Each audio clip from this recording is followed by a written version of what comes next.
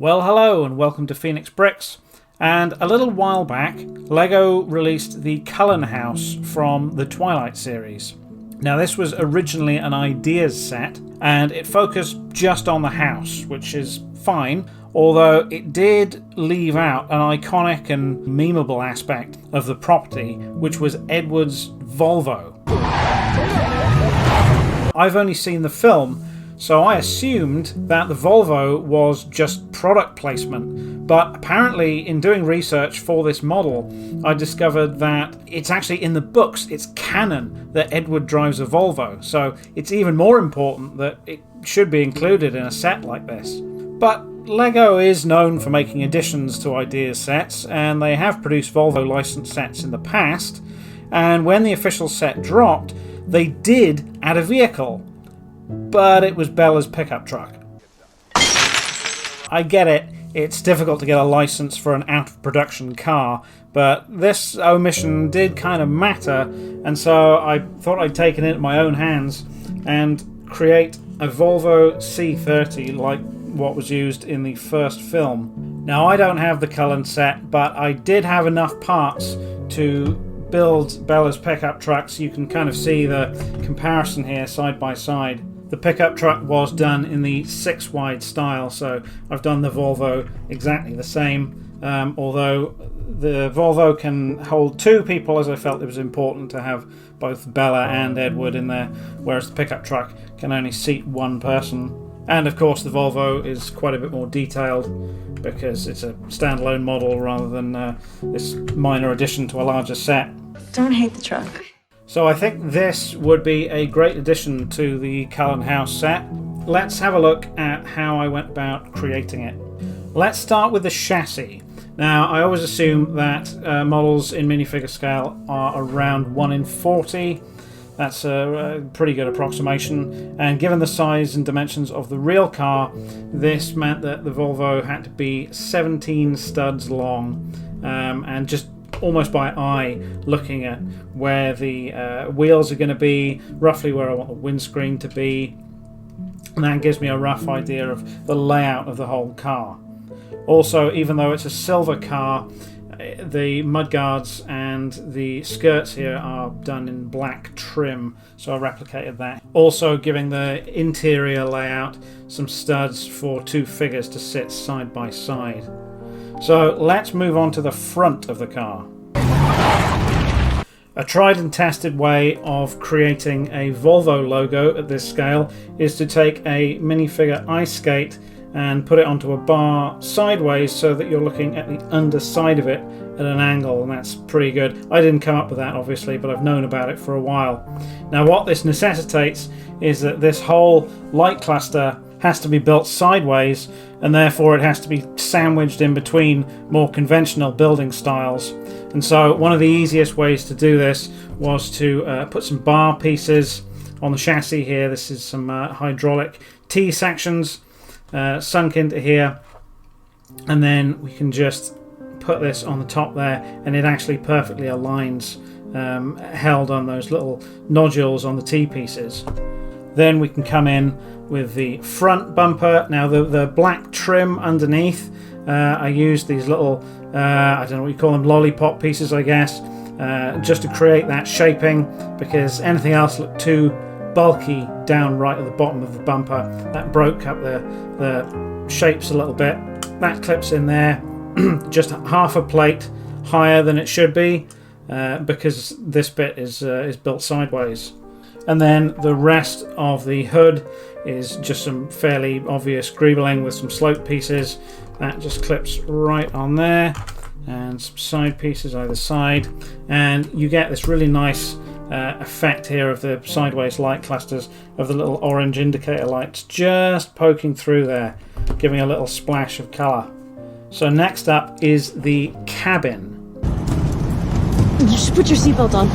As I mentioned, I wanted Bella and Edward to be sat next to each other, so here they are. And incidentally, the Series 17 Elf Maiden minifigure face print there, I think is a much better match as a facial expression for Kristen Stewart than what we got in the Cullen house. It's a shame there's no flesh tone version of this, but there we go. Anyway, There are real problems with putting two minifigures side by side in a car that only has a 6 wide body.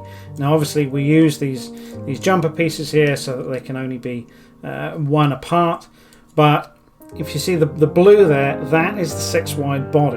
The red is 8 wide, and they just about fit in between those two.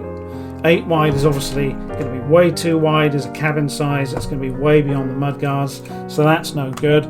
Now you could try and putting panels on the 6 stud wide here, but they just won't fit. That's still not good enough. The arms are in the way. So what you really need is for some kind of panel piece to be a little further out. 7 wide is still too wide. That's about as wide as the mudguards. You would get quite a serious step out here on the cabin. That wouldn't look good. So I wanted to find a method that could allow me to have something that was like 6.5 studs wide.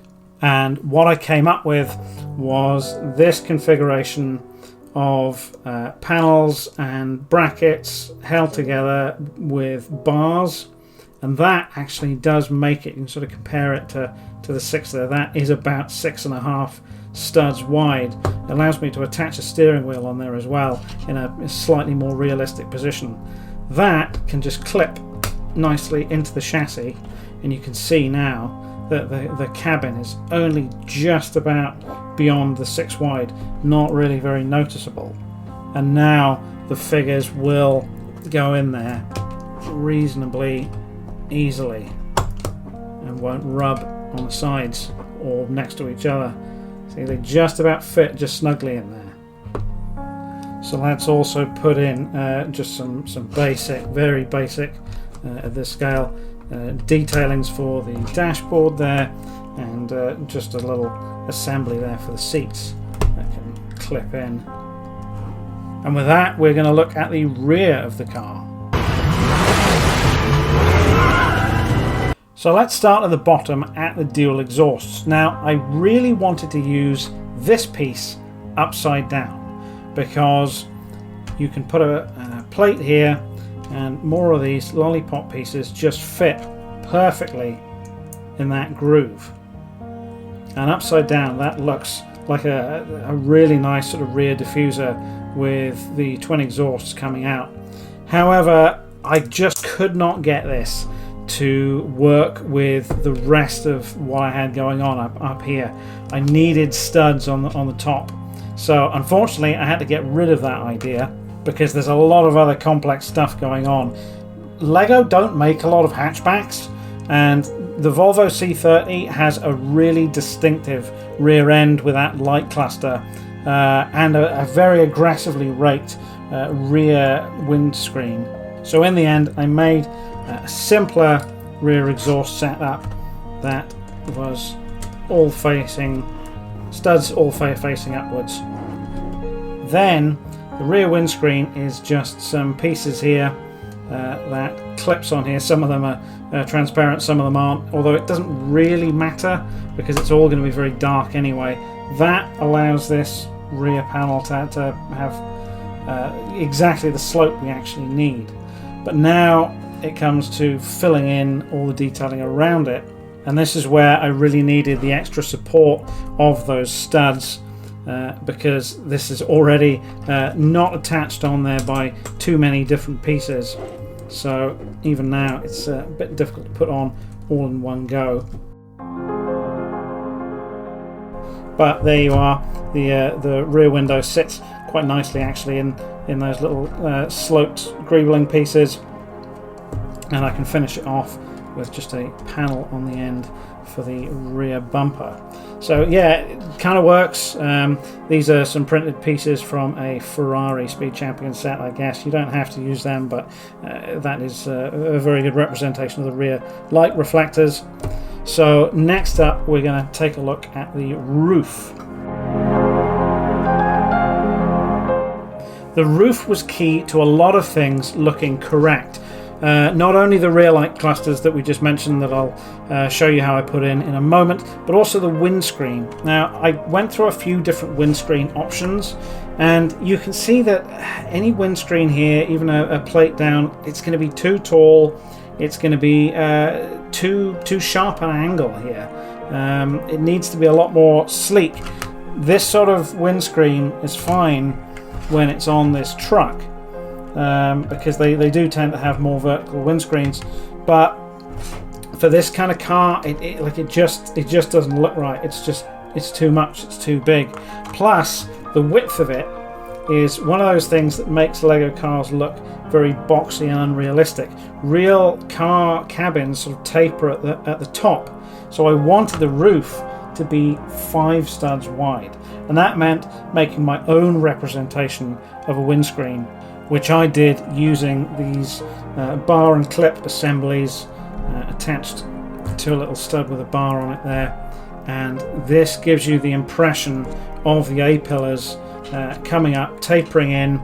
I can attach the wing mirrors to it as well, and the whole thing looks reasonably okay. Again, I didn't come up with this. This is a long-standing way of creating these kind of windscreens, but definitely works to create a much sharper, sleeker angle. So the roof itself then, this had to be built as thin as possible in order to complete the effect. Just a bit of attachment points on the back there and the front for the rear view mirror.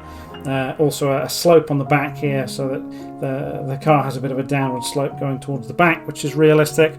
Now onto the back of this, I'm going to connect what I used for the rear light clusters, which is this, and that gives that kind of L shape light clusters. This had to be built in sort of multiple different directions here in order to get it to work and to be spaced correctly, but it does clip onto the back here, and then that whole assembly can clip down on top of those 2 studs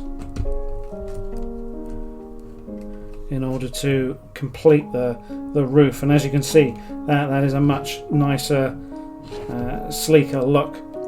Now it's worth pointing out here one inaccuracy that I had to let slide between this model and the car in the movie. Edward, the vampire, went for the sunroof option in his car, which is quite bizarre. But I double checked, and yeah, it's in every shot that I could find of the roof of this car. There is a sunroof. I can't imagine that gets much use, although it does seem like there's only one patch of sunlight in the entire town, so maybe he's alright. But either way, there was just no way that I could incorporate any sort of reasonable opening here. You already saw how little connected this part is in order to make sure that all the hair and everything can sort of fit in, and without the car being too tall. So that's one compromise I had to make, but I think that one's fair enough. So just to finish up, let's put the wheels on, and it was kind of a no-brainer which ones to use. I used the old style Speed Champions wheels because the new style ones, the ones with the lower profile tyres, all have black inserts for the wheel hubs or the alloy wheels. So as this car needed silver wheels, I had to use these, but that's fine because being 6-stud, they kind of fit in anyway.